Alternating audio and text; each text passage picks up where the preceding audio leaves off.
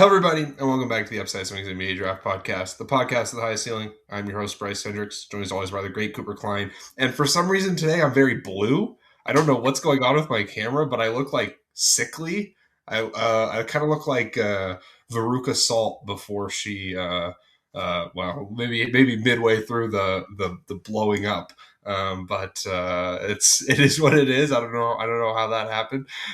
Coop, you do not look very blue. But we we are here to redraft the 2020 NBA draft. And this is a fascinating one, not just because of the names. It's overall like top end talent is pretty high, but also I would think might be pretty controversial. Are some of our thoughts on it? It was a weird draft because it happened in November. It was COVID. They couldn't do like formal interviews. There's all these weird things. It's also a weird draft because people look back and they like to point and laugh at a lot of really bad boards. This was the last year that I did not have a draft board. I was not doing draft work yet in 2020, but I can tell you that mine would not have looked good. I feel like I vaguely remember liking Killian Hayes. I would have had Jaden McDaniels at 2. That's undeniable. One of the very few NBA players that I have been on the same court as in my life. Shout out the McDaniels brothers. I would have had Devin Vassell at 1, I think. I believe that pretty strongly. And after that, like, I can't tell you for sure. I liked Peyton Pritchard, which I guess that would have been a win. But I also really liked Patrick Williams. So let's not get too into how we would have felt about certain individuals. But it was just a fascinating draft at the time, and it's really fun to look back on. This is one of the ones I was more excited for. Only got a couple more of these left after this one, so just kind of continuing to chug along. Coop, how are you feeling today? I'm feeling great. I had my acupuncture school orientation yesterday. Killed me. It killed me. I don't know why. Like It was literally, like you're like literally had yeah. the Well, stuff in your. yeah. Oh They put. shit! Yeah, I got some ear seeding done. Wow. So yeah. But no, I didn't actually get any needles in me. It was just like I don't like the big events like that where it's like show up and just ask a bunch of questions because I never have any questions and I just want to leave the whole time. So it was like 2 hours of driving too. It was a thing, but it was fun to like go meet everybody and do that. But I'm excited to get back into my true joy, which is the 2020 NBA draft. This was the first. This has the first player I ever like dug deep on and scouted in Alexei Pokashevsky. Oh.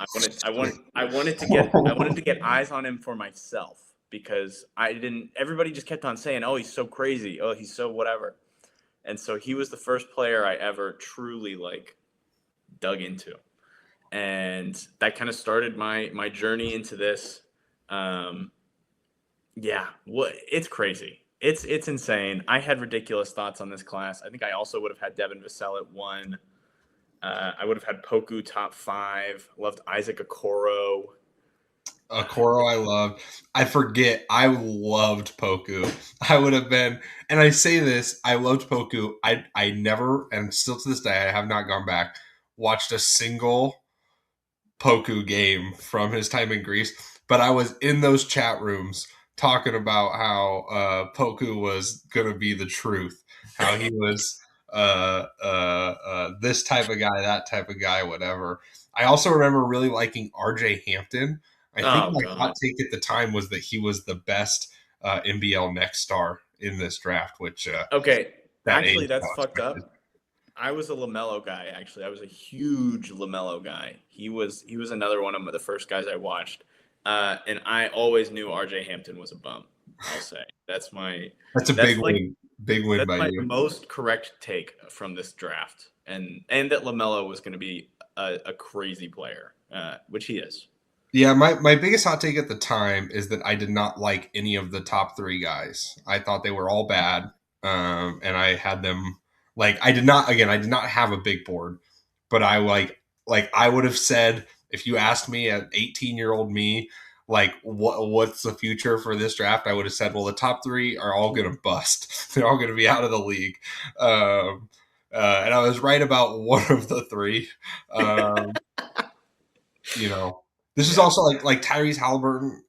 Was someone who I was not like crazy in on because I thought he couldn't dribble, and frankly, he still kind of can't dribble. Like that's the funniest thing about Tyrese Halliburton is that he has succeeded despite the fact that he is like probably the most bagless star point guard since John Stockton. I Yeah. mean, no Yeah. one has less of a bag in the modern NBA than him, but it just like it doesn't matter. And we'll talk more about him in a second. Coop, I don't remember who went first in the last draft. So I'm gonna cede to you. You're on the clock. Who you taking number one overall in this draft? It would be me anyways because you went first last time. Um, so it works out. I'm gonna go after my name. I'm gonna take Halliburton first overall. I he he's a player who kind of fundamentally altered how I evaluated, right? He's kind of one of the basis players for like if you have a truly special skill, you're gonna just figure it out. And Halliburton has two, right? I think he's a truly special shooter, and I think that he's a truly special processor of the floor. And he dragged the Pacers to the finals like some nights kicking and screaming. Some nights it was like he got a ton of help from the shooting, but it's like those guys are elite shooters because they have arguably the best point guard in basketball throwing them the ball, right? Like Halliburton is incredible. He's an offensive like maestro, a complete juggernaut with the basketball in his hands. He can play off ball. He can space the floor. Um, just an all-time player in that way. And it really sucks that he's gotten injured. And you could really make the argument for a couple of other guys over him because they, have not been hurt as much or they've had more consistent star level output. But Halliburton's peak is the highest of anyone in this class.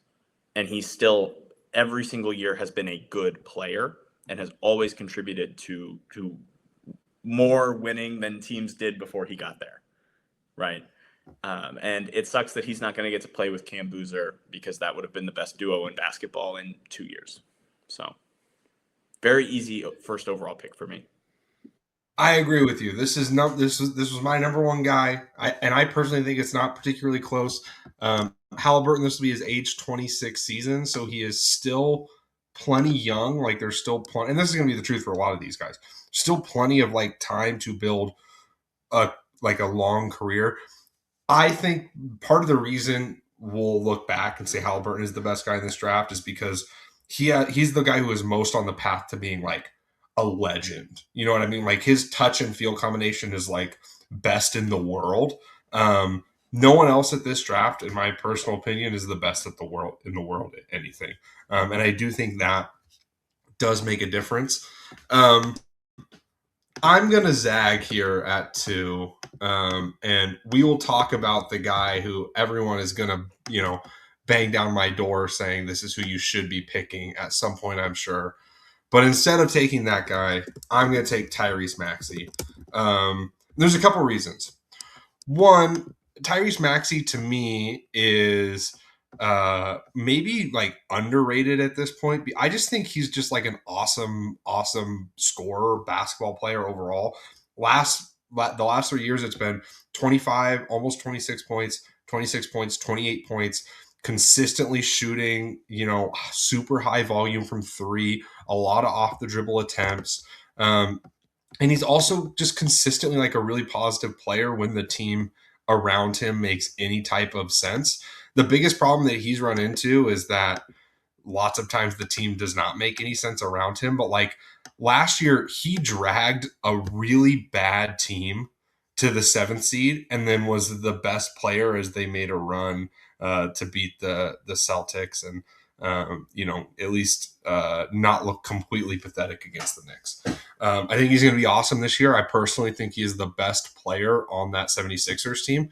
I expect him to be in all NBA consideration. That's something we'll maybe talk about because we don't really do NBA predictions. But before the season starts, we might talk a little bit about kind of the state of some of that. Like the guard position right now is really tough, like it always is. But Maxey's just an awesome player, and I think his championship equity is something I buy because he is one of the better off-ball scorers in the NBA.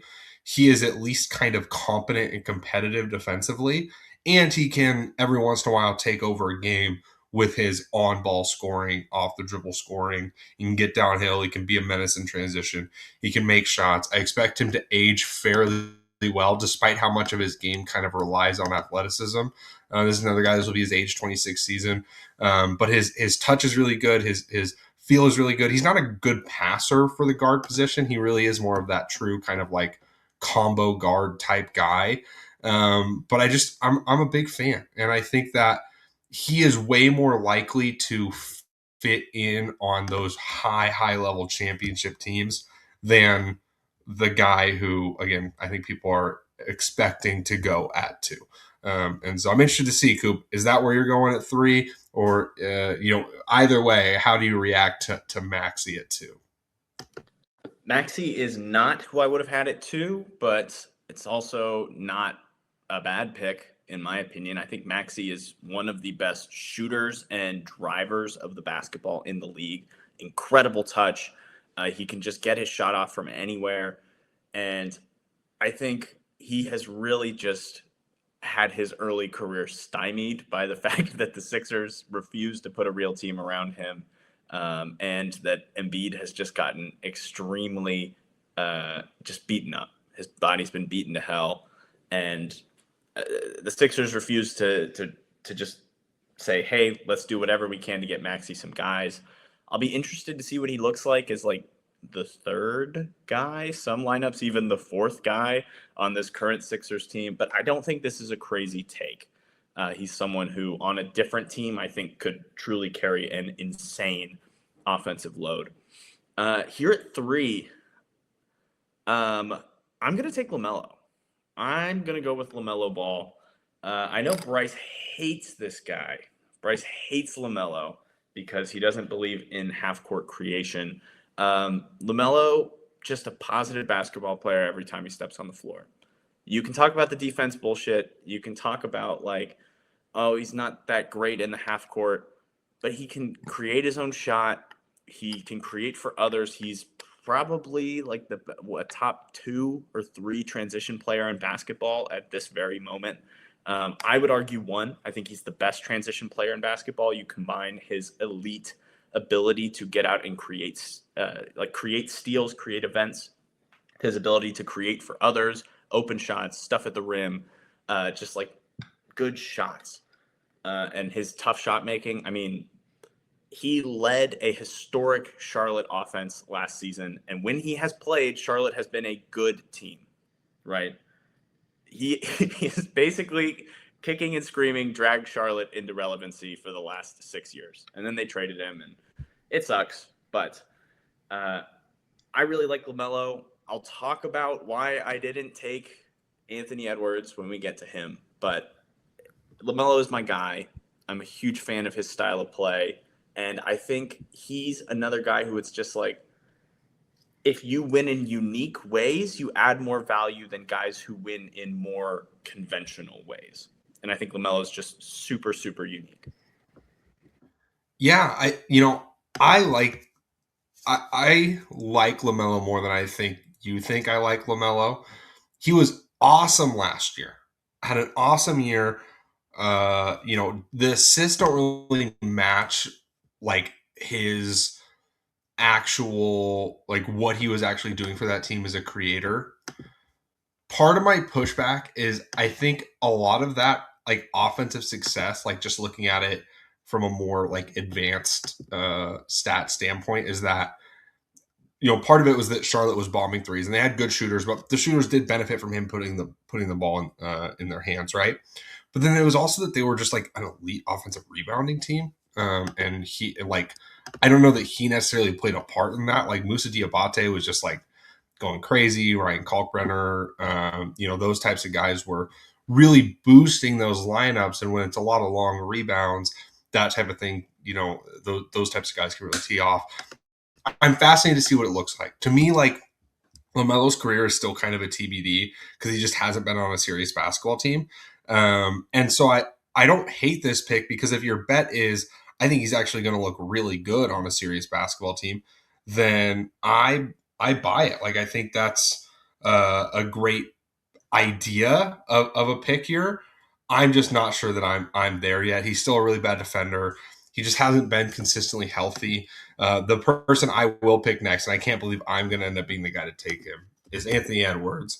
The one of the things you can say about him is that he has been pretty bulletproof from a health standpoint. Last year was actually his worst health year in terms of he only played in 61 games.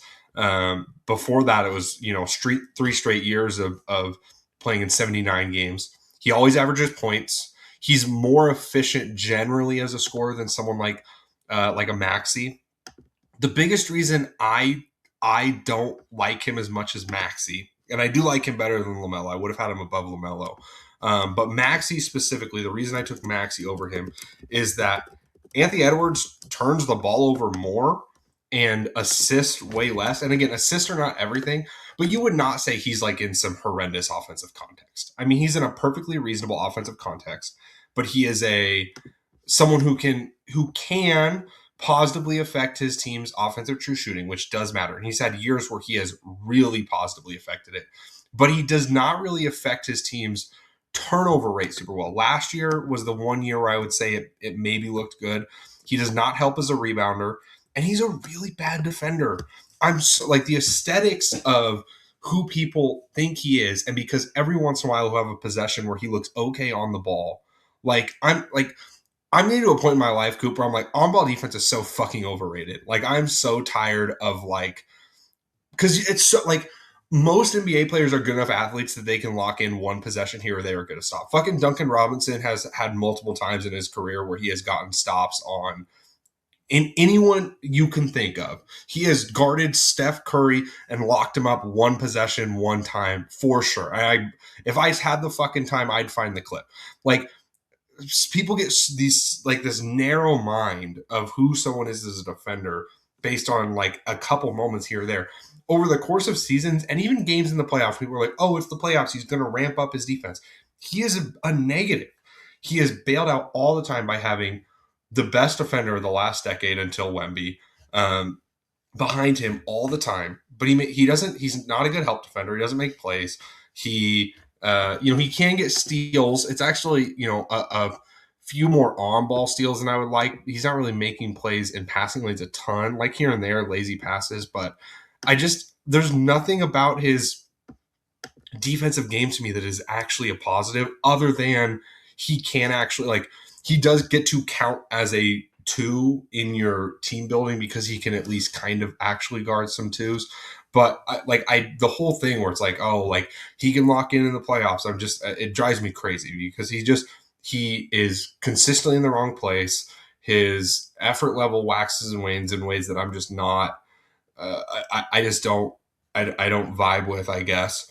And even when he is locked in defensively, like I'm still not sure he's like actually that impactful. Again, I think this is oftentimes small anecdotal stuff rather than like a whole data driven or sample size properly selected type thing. Like, I've watched plenty of Anthony Edwards playoffs games and been like, he's bad. He is hurting them. He is hurting them defensively. He is not, making a difference on that end. So again, I don't hate it. Like, Anthony Edwards is a star.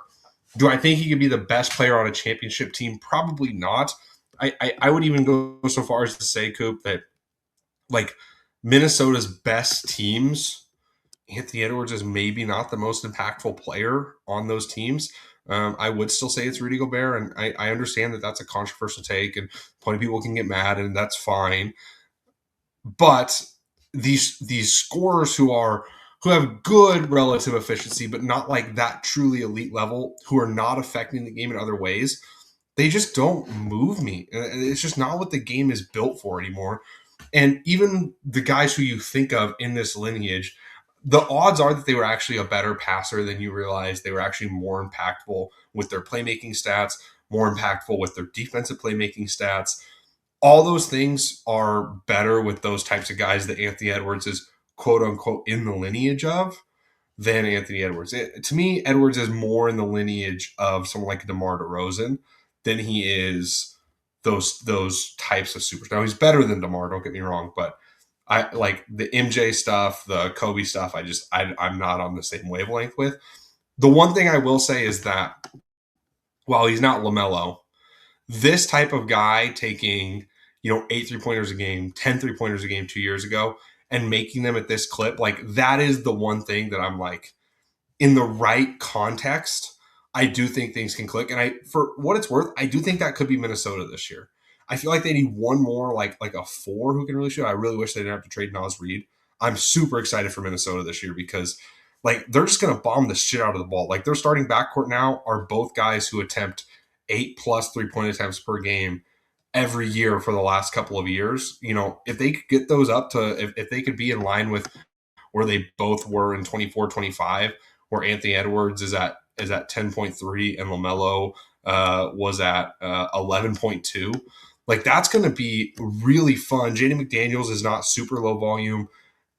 There is something to be said for could they just be like one of the best shooting teams of all time? And I do think that is interesting. Like for my foibles with Anthony Edwards and his process, there's a chance that he is like just so good as an outside shooter, and he has bought into just taking the shots from behind the line more than a lot of the mid-range assassins of the last, of a decade ago. That I do think there is maybe a little bit more championship equity than this pick might suggest. And so that's my one kind of the one thing that sticks in my mind is at least he does bomb from three. And that does make him a little bit more interesting to me as someone who could be part of a championship team, even though I still don't really buy him being truly the best player on a championship team, if that makes sense. Coop, any thoughts on Anthony Edwards? I know I just talked for a very long time. The big thing is the shooting, right? Ant would be. I mean, I think he'd still be four without the elite shooting. I mean, there's an argument for like five. I think if he wasn't this level of shooter, but like 2 seasons ago, he was like he was a sniper, right? Like he can really shoot the ball. The problem is that every time he's taking a shot that's not a three, he's just like refusing to get to the rim and taking lazy pull up twos. And he's not a good playmaker and he's not a good defender. And that's just a really hard value proposition in a lot of ways, especially for a number one go to guy. Here's where we get, in my opinion, to like the big, like not maybe not big, but our first kind of step, like half step down. I am going to take Desmond Bain at 5. I do think he's a tier below these guys, but he is hyper efficient, right? Like this is it. He can shoot. This guy, he came into the league being able to shoot, being able to light it up, and he can really do it. He's strong. He's a decent defender. I wouldn't say he's like a great one. But he can really score the basketball. He's gotten better as like a playmaker and a driver as his career's gone on. Um, I think he got a little overtasked in Orlando with the injuries they faced this last year, but I am really excited to see what they look like. I think him and Ant Black is a really interesting backcourt. Him and Suggs is disgusting, but because neither of them can really dribble the ball. But I think Bane is just this, like, just like a perfect sub all-star level player who's just continuously gotten better and finds ways to bring value on pretty good teams and can also like kind of buoy your offense if your other stars are out. He's not a true star, but very happy to get him here at 5. I think he's a good player. So I had Desmond Bain in this range. My biggest problem with Bain is that the 3-point rate has just gone down the last couple of years in a way that I'm not sure is easily explicable, and it has seen like a notable dip in like his impact metrics, like when he's taking less threes. If he was just bought, his best year was probably 22, 23, where he was shooting, 7 3-pointers per game. The next year he took 8.6, but I believe that's when Memphis took a step down. Um, he's a little bit more of just like kind of an overall like secondary playmaker who can score and is a pretty good shooter, so you have to guard him, who is also like a pretty solid defender, not elite. Like he doesn't have an elite skill defensively, but he's just kind of a good contributor to team defense. And so I agree with you, like kind of in that sub all star, but definitely sub all star range. I'm fine with this pick. For me, I do have to take Denny Avdia because I do feel like he is the one guy who is still um, like a true all star that's hanging around. Um, I don't. I have my problems with Avdia. I think the thing that's interesting is that he really figured out last year how to just be like one of the best rim pressure forwards in basketball. Obviously, he was an all star. He honestly probably should have made an all NBA team. Was really efficient as an interior scorer, got to the line a ton, and shot well from the line. He also, like, not a bad passer. He turns the ball over way too much. He's got to figure out like a balance between his what he can do as a playmaker versus being like a primary playmaker. That was his problem last year, is that despite all the guards Portland had, he was the guy who had to do a lot of like the primary decision making, and that's not what he's good at. But he's kind of like the modern evolution of like Hito Turkoglu, and I just love that type of player. And I like he can be impactful in other ways too. He can be a really positive defender. I would say even last year with the increase in usage, like he was passable at least defensively. Like for a super high usage, super physical player, like he still contributed positively on that end of the ball on a team that was a pretty solid defense. I really like Denny Avdia as a player. Like, obviously there's some other stuff that is questionable, but as a player, he's really, really effective. I don't know what it's going to look like in Portland this year. And I also, like, you do wonder this brand of, like, I would not say he's like the most skilled 6'8" handler or the most skilled 6'8" like operator. They don't run a ton of, Tiago Splitter was not drawing up crazy stuff for him.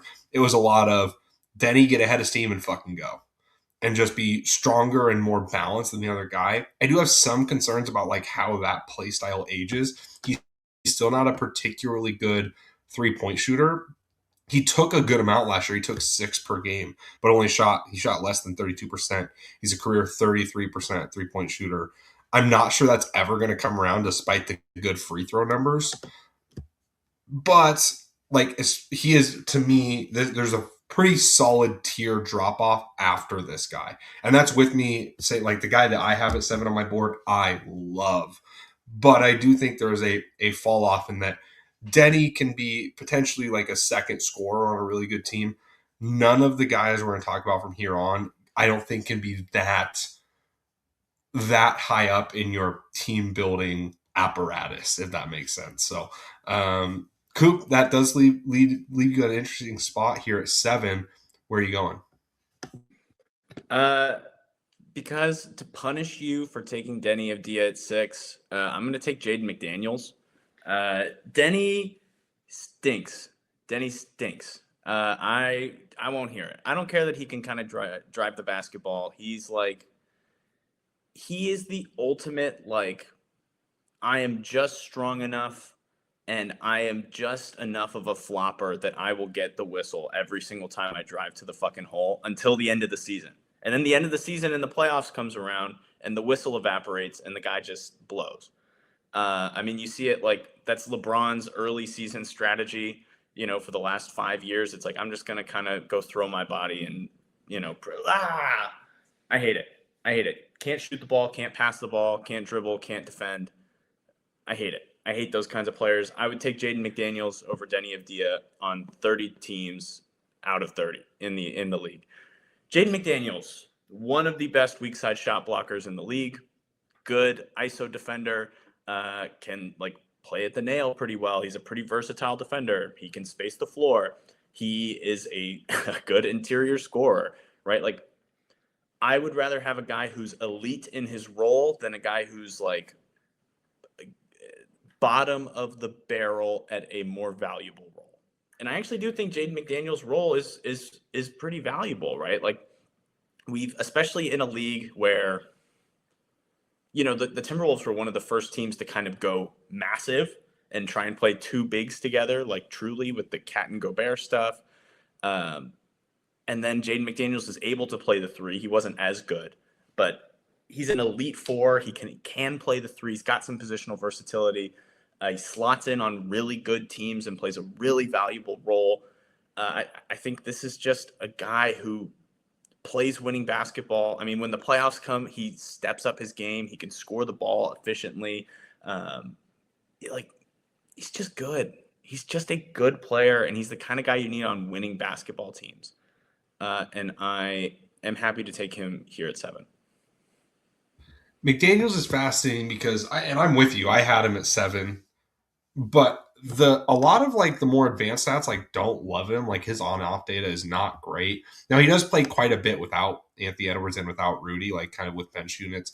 Um, the biggest thing for him is like he's just never quite found out like what his offensive role is going to be. Last year, the last few years, he's taken a jump in his 2 point volume and been fairly efficient there.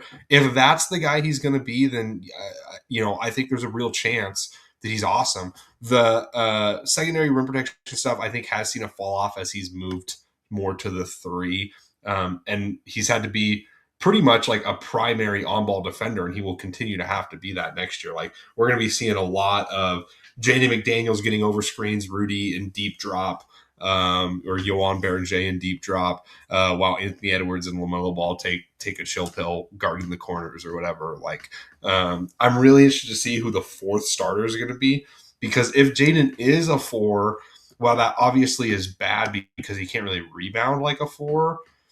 Really fascinated to see if we get to see more of that rim protection coming back. So I like this pick. It's where I would have gone as well.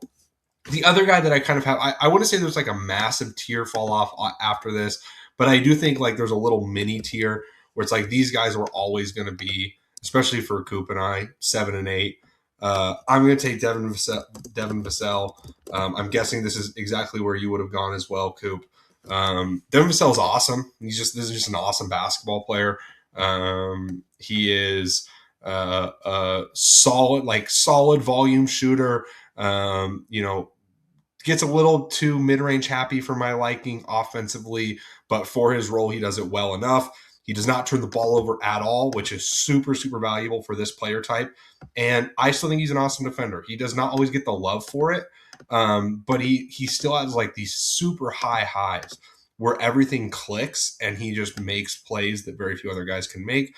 I wish we saw him take more chances. Like he was this preternatural like steals guy, lane, shoot the lane, make a difference in that part of the floor in college. Not really doing that in the same way in the NBA. He's doing a lot more lock and trail stuff, guarding the opposing team shooter, and he's good at getting over screens. He contributes well on that end.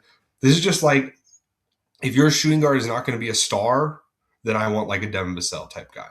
And I do think he's more of a shooting guard than a small forward, but he's at least positionally versatile enough as a wing that you can kind of flex him up and down a lineup as needed. Like to me, this is far and away the next guy. The other guys I didn't really have too close to these two because championship wings that still like makes a huge difference. You don't want to over index on them. There's a reason, if we were doing this redraft just 3 years ago, Coop, we would have had these guys probably too high, frankly. But this is where you want to be taking these types of not really all stars, not really going to be, in the regular season boost your win total so much, but like when it matters the most, like these are guys who are probably going to be on the floor for you.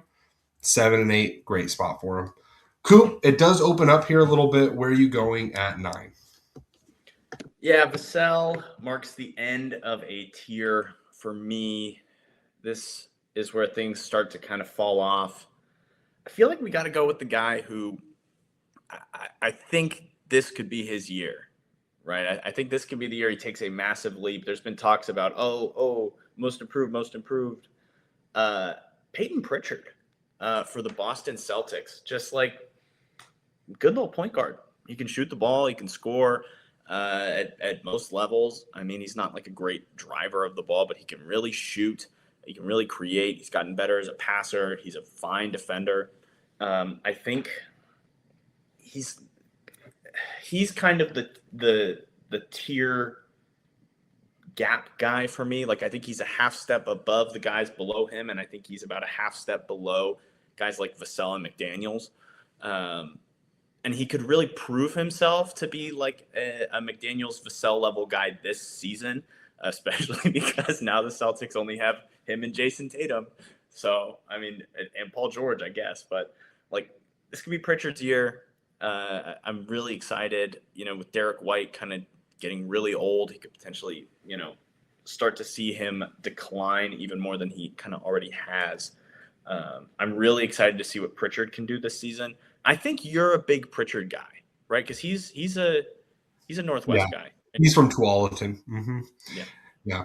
And this is one of those guys, frankly, too, that like when I watched him in college as just a 6 foot white guy who him and I have similar builds and that we both have the broad shoulders. And, when I was an athlete, I was, fairly strong for my height and everything. So, yeah, I mean, I was a Pritchard fan. Still am. I'm with you. Lockstep. This is where I would have gone.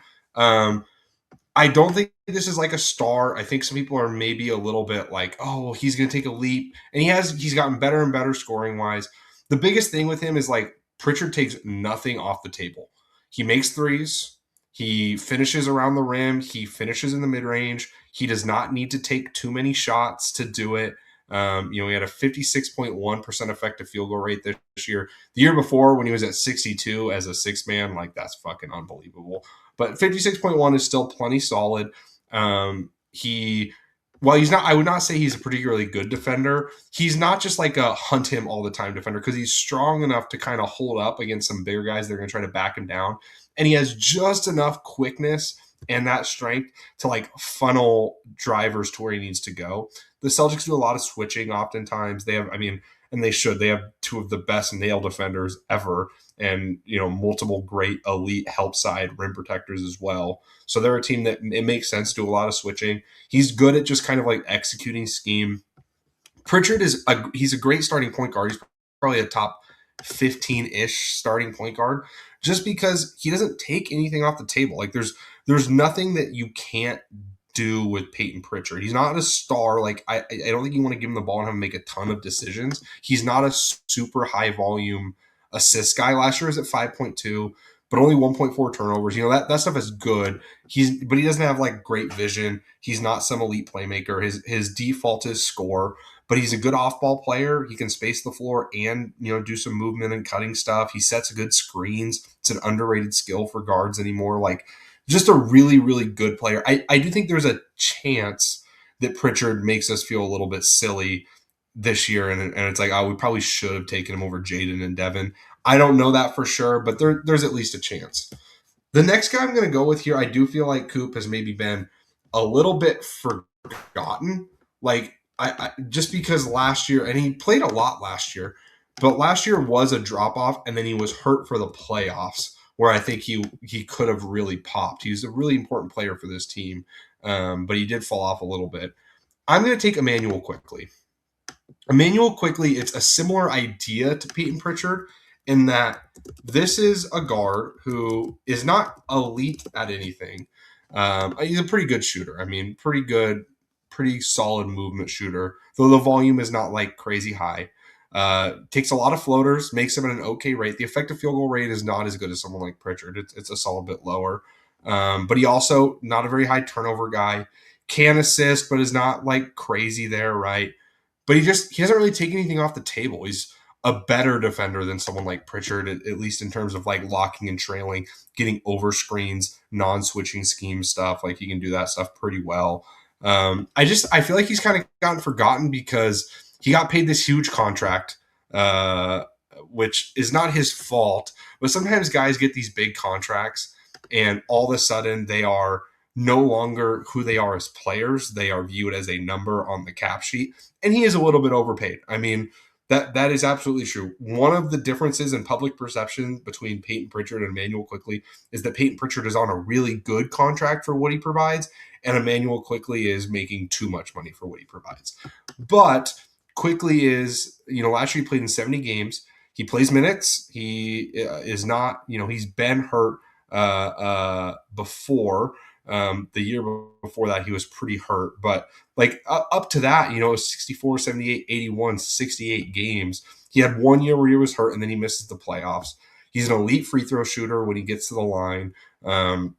Makes his twos at a solid rate, makes his threes at a good rate, can make plays for others. You know, again, is he an all-star? No, he's not, and he probably is not on the path to be. Him and Pritchard are both also a little bit older than some of the other guys in this class, but Quickly is just like a good basketball player, and I think that gets a little bit underrated because people see that he's making whatever it is, 30 million, and they're like, oh, well, he's not worth 30 million. Yeah, but like he's still a valuable player that helps teams win. He started 70 games on a team that was the 5 seed. Like I do think sometimes we get a little bit like too focused on is this person worth what they're making rather than what are they actually on the basketball court. Coop, you're up here at 11. Where are you going? I like the Quickly pick. Quickly was actually he was up next for me. I'm gonna go Isaiah Joe. I'm gonna get funky here. I feel like there's some more higher profile names here.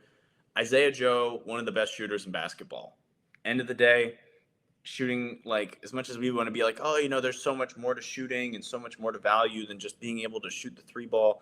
Yeah, well, guess what? Isaiah Joe really fucking good at shooting the basketball in a draft class that has Halliburton, Anthony Edwards, LaMelo Ball, like Desmond Bain. Is Isaiah Joe the best shooter in the class?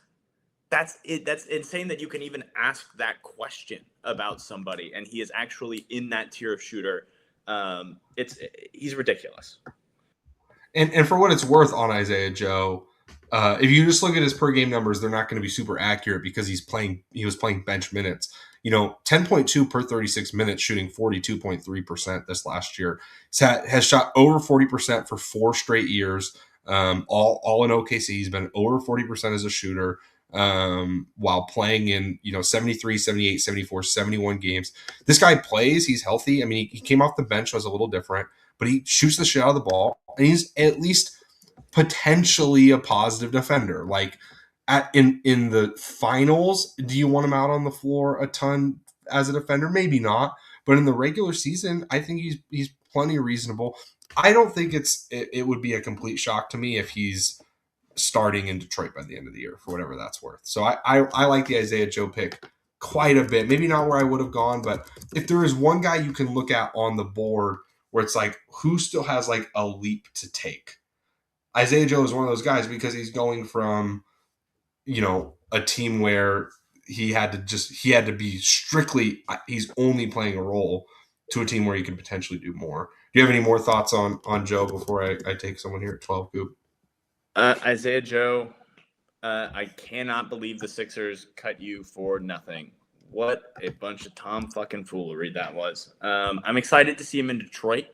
I think he's going to have a great season. I agree with you. I think he could start for them. And him and Cade Cunningham. I mean, 2 words for you: Cade Cunningham, Isaiah Joe. Must see TV.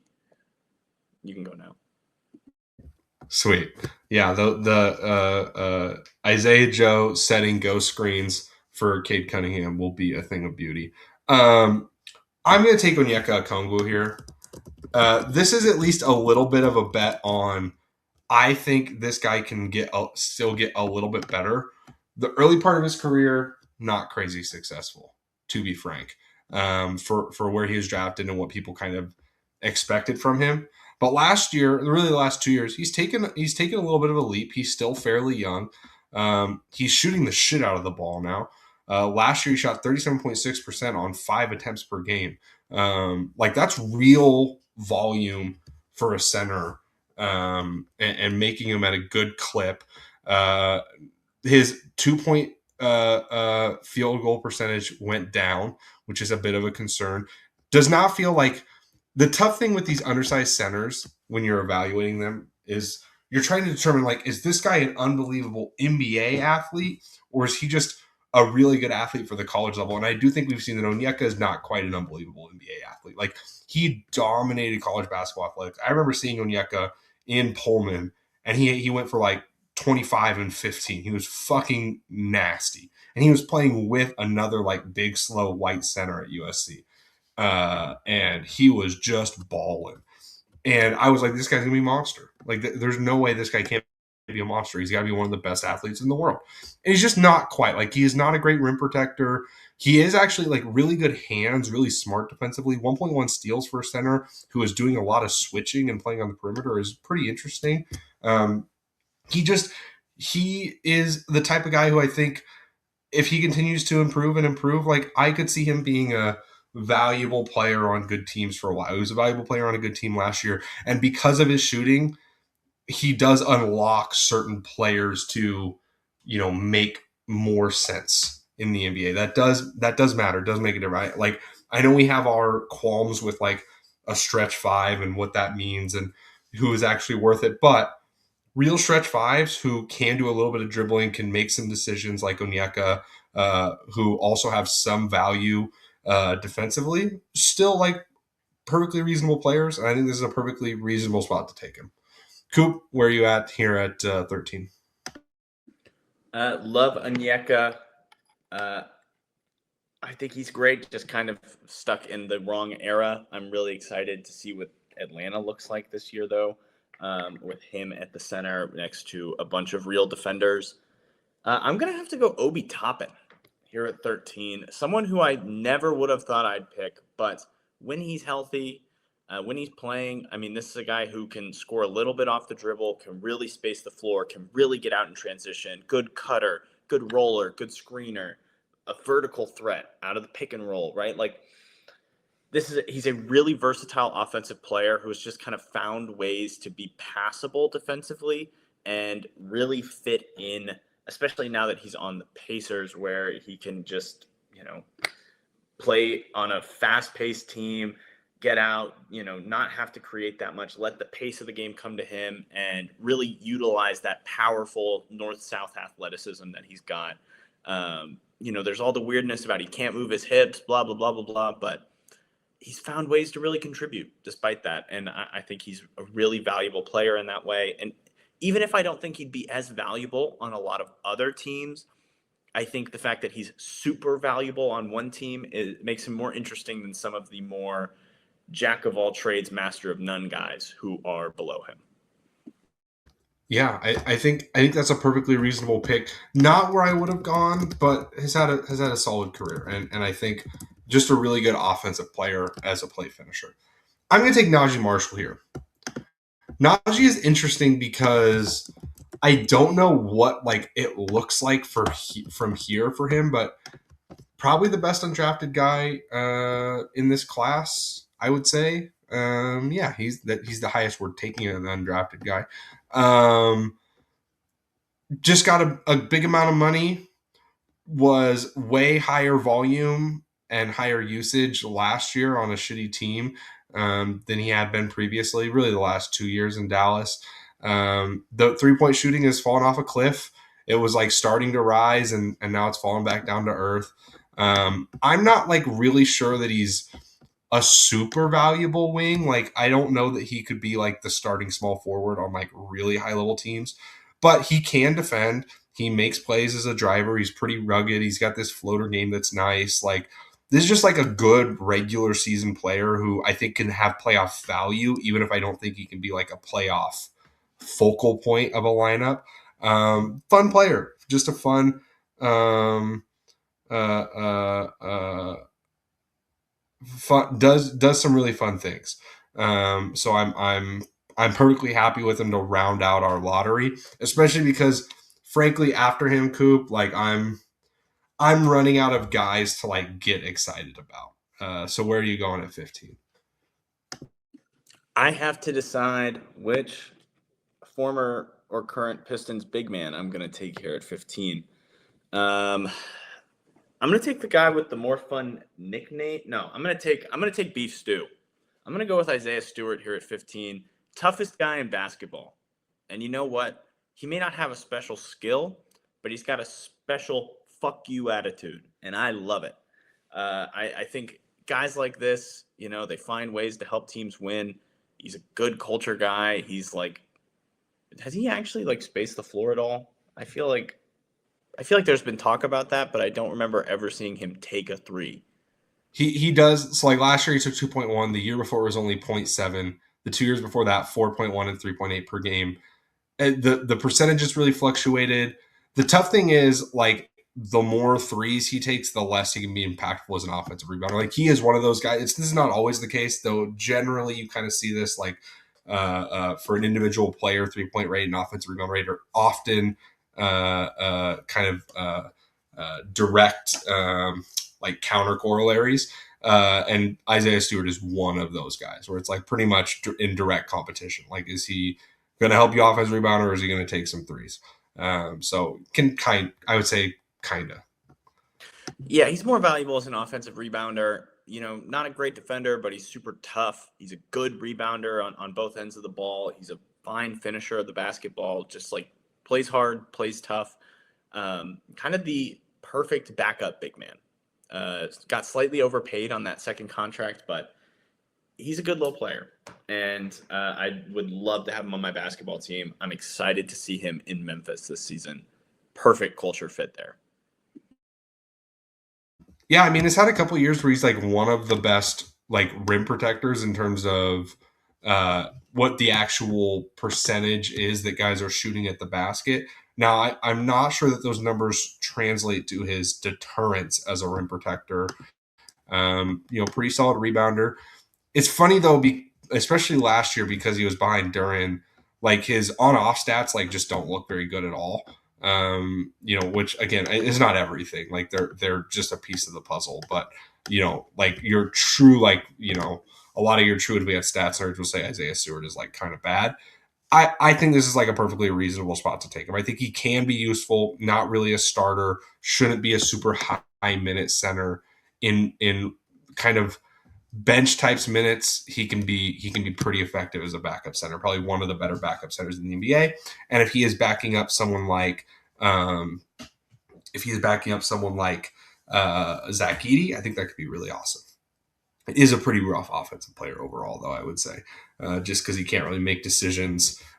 Only an okay finisher as a big. I'm gonna go with. This is tough. I'll take Sam Merrill here. Um, Sam Merrill, like the start of his career, there's like basically nothing to write home about, but has kind of figured it out as just like one of the better two guard shooters in the league. Really, really awesome movement shooter. Uh, Last year, per 36 minutes, taking 9.8, shooting 42.1. 2 years ago, it was a little bit worse, but like the year before that, 40% on 11.9 per 36. Like, this is just a guy that gets him up. He's a little bit older. This will be his age 30 season. But also, like, for this archetype, I would say a slightly above average defender, like in terms of his chase stuff, his ability to get over some screens. Not bad on that end. Just a completely reasonable starter, but you're kind of looking to improve on him type two guard. I imagine he comes off the bench for Cleveland this year again, but he has been effective even as those minutes ramp up. Last year he started 38 games. He has struggled to be consistently healthy, which is a concern. But this is also a guy that like doesn't turn the ball over at all. And there is a lot of value to being, if you're like going to be like the fourth offensive player, just not turning the ball over is huge. And you see that like his effect on his team's offensive turnover rate, despite not being like a particularly high volume player, is really positive. And so that's a great sign overall. So I'll take Sam Merrill, fun player. I think this is the type of guy who could contribute to really good teams, but who also like is not really going to drive winning in any type of way on either end. Coop, you're up at 17. Yeah, I'm gonna have to. I like the Sam Merrill pick. I think I'm gonna have to go Sadiq Bey here at 17. I decent contributor early in his career for shooting the ball. Had the random 50-point game. Was actually good when he's played. He just hasn't been super healthy the last two seasons. Someone who I thought was kind of like fake good the first few years in his career, like kind of overhyped. Like, oh, he's a part of the Pistons' young core, gets traded for nothing, and then he's kind of figured it out, the last few years. And just someone I'm a big fan of. I think he could be a real contributor in New Orleans, if they want to ever try to be a serious team and build around their best player, Derek Queen. But I, I don't know. I mean, he's the kind of guy who I think got overhyped at first because he could shoot it a little bit and he put up some big numbers on some bad Detroit teams and is someone who I think could have a real late career resurgence to be a real valuable winning basketball type of player. Yeah, he's so interesting because he obviously got forgotten a little bit because whenever like these kind of like mid-level players miss a whole year for an injury, like it kind of just like, especially a guy like this who has like bounced around teams, they kind of just go in one year and out the other lots of times. Sadiq Bey last year in 72 games on a really bad Hornets team, don't get me wrong, but 17.7 points on 52.9 effective field goal percentage, lots of self-created shots. He right now he feels like the type of guy who scores points on bad teams because I don't think he's a particularly good defender. He's similar to Najee Marshall, but he is a better shooter than Najee Marshall. And so I kind of agree with you that like this is one of those guys left who it's like we could be talking about like someone trades for him and he actually makes like a huge difference. Like the Pistons would probably love to have Sadiq Bey back at this point, right? Like, doesn't it kind of feel like that?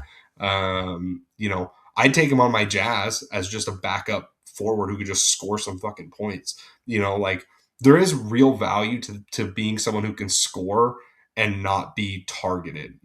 Is he going to be Dylan Brooks? Probably not, but he's probably closer to Dylan Brooks than Dylan Brooks's new 30 fucking $1 million contract would make you believe. So I think that's a perfectly reasonable pick there. I do feel a little bit like we're running out of guys here, Coop. I can't lie to you. So I'm going to go with someone who I think was really good last year and who has just kind of stuck around, not like a this not like a big time name in a real draft. You would not be excited to draft this guy at 18, but I'm going to take Trey Jones. Just a really competent backup guard. Last year, he started quite a bit. He averaged 14 points on 58.6 effective field goal percentage. Like he was a super efficient guard last year. 5.4 assists to 1.4 turnovers. Like he limits turnovers. He's a pretty solid defender. I think the defense has always maybe been like slightly overrated. That was kind of his sell coming into the league. I do think he is a backup point guard um, despite starting last year and being someone who can start here and there. But this is just a really solid uh, uh, take care of the ball type of guard. Like I like Trey Jones fine. I think he'd be a fine addition to a lot of teams. I think just like Tyus, there might be some teams where it's like, actually, you know what, fuck, like we're gonna close playoff games with Trey Jones because he's just gonna help us bring the ball up. You have to kind of guard like he's the big knock with him was always that like he couldn't shoot and like he's still not really shooting, but like you could almost squint and be like, okay, maybe you gotta guard him a little bit. Like that's kind of the hope. That's the biggest problem with him is that the shooting is not great, but I could see him contributing on good teams at some point. I mean, hell, Chicago might be competent this year, and Trey Jones is going to be a part of that. So happy to have him at 18 here. Coop, where are you going at 19? I'm gonna bring up a few names I have in this tier of guy. Paul Reed, someone I would kind of consider taking here. Precious Achua, someone who just played a lot, not particularly good, but just like lots of NBA minutes. Xavier Tillman would be the last kind of guy I'd consider in this tier. Just not great. Him and Achua are just not great players. They've played a lot of minutes and had some good production on decent teams. And I do also like Pat Spencer. I know nobody else in the whole world likes Pat Spencer as much as I like Pat Spencer. He's good. I get it. He's Is 30 it on a two-way, but is it because you look vaguely like Pat Spencer? Like, I'm and not you as also you large as Pat also played Spencer. like a weird kind of niche sport like in high school. I guess maybe it's all like deep in my subconscious mind. I like wish I was him, but I made the jump from water polo instead. Yeah. Or Well, lacrosse and water polo, like they got to be like spiritually related, right? They're like, yeah, Yeah, just very white sports. but Nobody violent white sports. It's violent. Yeah, yeah. So maybe that's what it is. I just think Pat Spencer is really cool. The guy I'm gonna take here though, Aaron Neesmith, here at 19. I probably could have taken him as high as hold 15. on. Is Aaron Neesmith in this draft? Uh, I'm pretty sure. Dude, this is another guy. This is fucking two Yep. weeks in a row I've done this. Yeah, he went 14. How the fuck did I draft? That's crazy. I would have drafted him I way higher than this. I I would was have looking drafted at him his over stats, dude. Najee Marshall, Yeah, I was frankly. about to say there's an argument you take him as high as 13. He's good. Yeah. He shot 40% from three since joining Indiana. That's 4 seasons of 40% 3-point shooting, playing over 20 minutes a night. Like, dude, he sucked when he came into the league, and then it's just like, hey, I put on some muscle, I can guard wings, and I can shoot the three ball. Guess what? That player fucks. Like, end of the day, he's just good. And yeah, I didn't really realize how good he was until I just looked at his stats right now. But dude, he's a hooper, and he was so good in the Indiana playoff run, right? Like locked up good players, played good defense. Like he's just he's tough. I mean, Aaron Neesmith is awesome. I mean, the biggest problem is that he like has barely played over the last 2 years. But like he's awesome. He's an awesome player. He is crazy efficient. He barely takes 2 pointers. Takes at his best, like when he's playing with Tyrese, he takes 4.2 and 4.1 2 point attempts per game, but makes them. He's a good athlete. They get out in transition. They're pretty much all transition dunks and layups in my anecdotal watching. He's an awesome shooter who can guard point of attack and can guard wings and forwards. Like it truly is like no offense to either of us, but like this is kind of malpractice that he fell this far. Like he should have gone. There's an argument for him as high as 11. Honestly, I probably take him over Joe, but I kind of like Okongwu more than him, so it's like kind of up and down. But he should have been a lottery pick in this redraft. So that is in some ways our bad. I just completely fucking forgot 2 weeks in a row. There's just a player that I just completely forgot at the end of the lottery. But awesome player, really really fun, has and can and hopefully will continue to contribute to winning. This is like it's funny because he was so hated by like draft Twitter because he was the poster child for like small sample shooting. Like he shot 50% like on movement and stuff, but it was like super small sample. But like he is just kind of like an awesome shooter. He doesn't take him at crazy volume, but like when his feet are set, like he is just like a really plus shooter who is also a good cutter and a good enough athlete. Like I liked Aaron Neesmith's time because I was like, even if he's not that level of shooter, if you're just a good shooter and you're the level of athlete he is, that's a real positive sign. Now the big difference from Aaron Neesmith now versus college Aaron Neesmith is the strength gain has been insane. It's like a Jalen Williams, J Dub level strength change. That's really obviously super impactful. But either way, awesome fun player. Would happily take him on a winning team. Pretty much any winning team, I think, would take him. Really, really, really, really fun player. So glad we got him in, and we didn't just completely fucking miff on him. Great pick, Coop. Um, I'm a little bit torn here between someone who I think has done good things in their career, but who might, even though they only got drafted now 6 years ago, might already be cooked. And someone who I think is actually kind of like on an upswing.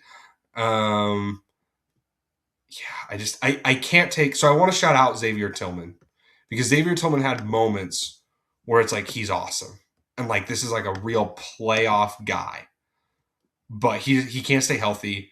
He hasn't been particularly good over the past couple of years. Been playing basically straight 3 straight, or I guess 2 straight 30-game seasons, and then it's been rough. It's been rough. He's not very efficient as a big. He can't really score with any efficiency. The playmaking, while good, I think is fairly limited at this point. So I got to go Paul Reed because I think Paul Reed, while having a slow start to his career, and not being super young. I mean, this will be his age 27 season, but was just awesome in like limited minutes for the Pistons the last couple of years. Like just like awesome. I mean, his advanced stats page is like crazy. Now, again, how much of those on offs are him versus whatever else it might be. Like, I don't know, but like he was awesome last year. I think he's going to be a really good backup center this year. Just does a lot of different things in terms of like he's an efficient finisher. But he can do like a little bit, like he's a rim runner, but like he can do a little bit of like dribbling, short roll, DHO stuff. He can do some switching. He can do some drop. He's not an elite rim protector, but he's just what he is elite at is offensive rebounding. He's an awesome, awesome, awesome offensive rebounder. Um, what's so funny is he was like at DePaul, he's like this skilled forward. He was like taking threes and like hitting like some dribble moves and shit. And really, all it is now is that he's just a rim runner who has that. It's that Clint Capella thing where it's like, but like if you're just skilled enough, it actually maximizes the rim running. So I'm happy to take Paul Reed at 20. You didn't really. You mentioned most of the guys who are still kind of hanging out. I'll mention some guys from this draft that are still in the league. So Vic Krejci, Jalen Smith, who again I thought was okay last year, could potentially rise up this list as just a 3-and-D big. Precious Achua, Josh Green, a couple guys who are like just straight up bad NBA players who are still technically hanging around in Zeke Naji and Patrick Williams. Like just immediately got horrible contracts that everyone knew was horrible, but they were young and talented or whatever, so they've stuck around. Isaac Okoro, who man I really believed in, that's a tough one. Lindy Waters the third. Killian Hayes, I believe, finished last year with the Kings, so you could still say technically in the league. Pat Spencer, technically in the league. Nick Richards, technically in the league. This is for a draft that's not that long ago. Only 31 guys still like playing in the NBA, and that's assuming like Xavier Tillman does sign. I believe he might be a free agent who just might not sign. Cole Anthony might find his way back at some point. I think Omer Yurtseven has a real chance to find his way back at some point. Other than that, like this is just kind of a pretty bad depth draft, but the top is pretty awesome. I mean, we talked about four guys at the top who are, even with my Anthony Edwards hate, like undeniably top 15 players. Those are four guys that are in my LaMelo I'm a little bit lower on maybe, but top 20 for sure. Four guys from one draft who are top 20 players in the NBA doesn't always happen, and especially I mean fairly early. These guys are only entering the third year of their post rookie contracts. I'm fascinated to see how it goes. I think these are really awesome players. This is really fun. Coop, any thoughts on kind of the draft as a whole? Man, I mean, it's always really interesting to think about. Like we think of traditionally like good draft, bad draft, right? Like, oh, you get a good draft, you'll get a bad draft. But like even the drafts that have been like disgusting, every single draft that is gross in its own way. Like this class, it's like you get to like 14 and you're just kind of like throwing stuff at a wall and hoping something sticks.